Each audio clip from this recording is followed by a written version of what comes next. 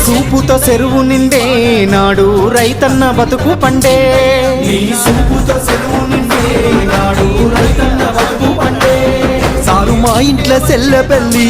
అయ్యింది కళ్యాణ లక్ష్మితోని సారు మా ఇంట్లో చెల్లె పెళ్ళి అయ్యింది కళ్యాణ లక్ష్మితోని గుండె కొట్ట బాధ ఊరి కొట్ట కథ నీ సైడిసినాక